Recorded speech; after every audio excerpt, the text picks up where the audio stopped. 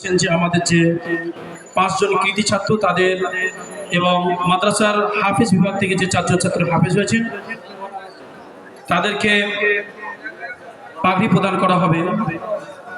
এছাড়াও মাদ্রাসার পক্ষ থেকে কয়েকটি পুরস্কার ব্যবস্থা করা হয়েছে। প্রথমে সেগুলি প্রদান করা হবে, তারপরে ইনশাআল্লাহ পাগড়ি দেওয়া হবে। 2023-24 স্টেজ যারা আছেন তারা একটু বসে যাবেন।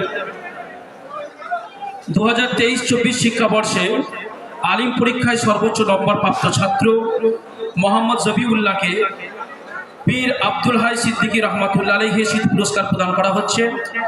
জবিউল্লাহকে একটু সামনে আসার জন্য অনুরোধ করছি। 2023-24 শিক্ষাবর্ষে মাদ্রাসার পরীক্ষার্থীদের মধ্যে সর্বোচ্চ নাম্বার পেয়েছেন আলিম পরীক্ষায়, তাই তাকে পীর আব্দুল হাই সিদ্দিকী স্মৃতি পুরস্কার প্রদান করা হচ্ছে। জবিউল্লাহর সামনে দিকে আসবে দ্রুত।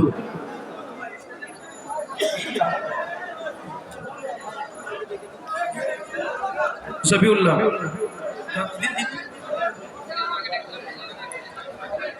2024-25 শিক্ষাবর্ষে আলিম পরীক্ষায় হয়ে গেছে। 2024-25 শিক্ষাবর্ষে আলিম পরীক্ষায় সর্বোচ্চ নম্বর প্রাপক ছাত্র শেখ আফিফকে পীর আব্দুল হাই স্মৃতি পুরস্কার প্রদান করা হচ্ছে। মোহাম্মদ আফিফকে একটু সামনে আসার জন্য অনুরোধ করছি। পুরস্কার প্রদান করছে মুফতি মসুর রহমান সাহেব।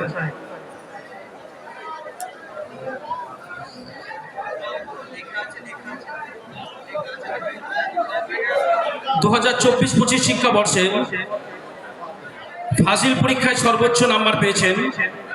2024-25 শিক্ষাবর্ষে ফাজিল পরীক্ষায় সর্বোচ্চ নাম্বার প্রাপ্ত ছাত্র রমজান হোসেন বাঙ্গিকে পীর আবু জাফর সিদ্দিকী রহমাতুল্লাহ আলাইহি স্মৃতি পুরস্কার প্রদান করা হচ্ছে।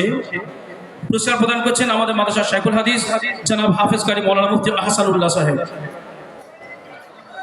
2025 শিক্ষাবর্ষে আমাদের মাদ্রাসার শিক্ষকদের মধ্যে উপস্থিতির নিরিখে অর্থাৎ মাদ্রাসায় প্রতিদিনের হাজিরার নিরিখে শ্রেষ্ঠতম পুরস্কারের শিরোপা অর্পণ করা হচ্ছে আমাদের মাদ্রাসার শাইখুল হাদিস জনাব হাফেজ কারি মাওলানা মুফতি আহসানুল্লাহ কাসিমি সাহেবকে। ওনাকে পীর সুফি ফাতেহ আলী ওয়াইসি রহমাতুল্লাহ আলাইহি স্মৃতি পুরস্কার প্রদান করা হচ্ছে। পুরস্কারটি প্রদান করছেন আমাদের মাদ্রাসার সম্পাদক জনাব পীরজাদা মাওলানা সোবান সিদ্দিকী সাহেব হাফিজাহুল্লাহ ওয়া রাআহু।